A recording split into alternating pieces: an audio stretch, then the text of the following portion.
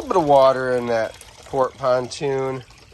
Starboard had a teeny bit in there, nothing huge. When we get this all torn down, we'll hit some air to that drain hole and see what we can find in terms of where this is leaking. They tend to leak along where the cross members meet the pontoons on this U-shaped pontoon style.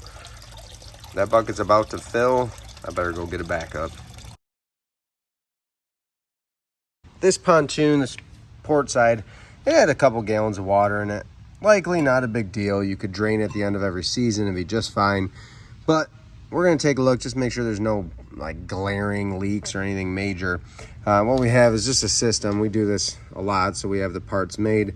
But your drain plug is usually gonna be a few different sizes. We have a fitting that matches the same size and thread. And then we have a gauge here, because what we're gonna do is we're gonna put air in.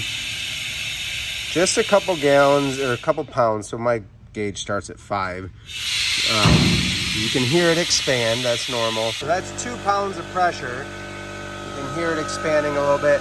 Now we're gonna go listen for leaks, and we can spray soapy water over the pontoon as well. Got a good amount of air coming out right here, you can see it. So my guess is when the boat gets loaded heavy in the front, it's been letting a little bit of water in there just from time to time, not all the time.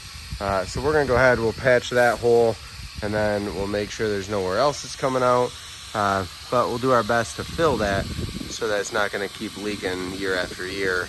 You know, just that couple gallons, not gonna hurt anything because these things probably hold 1,000 gallons. But let's take care of it while we got the boat apart. And just a pound or 2 of pressure in there was enough to get it to push that air out and figure out where it was leaking. We could hear that one.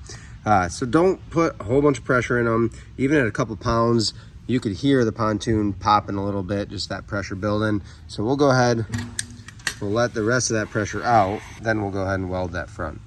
We just put a couple pounds of pressure in it again, put some soap suds, just a little squirt bottle with some soapy water, and that took care of it.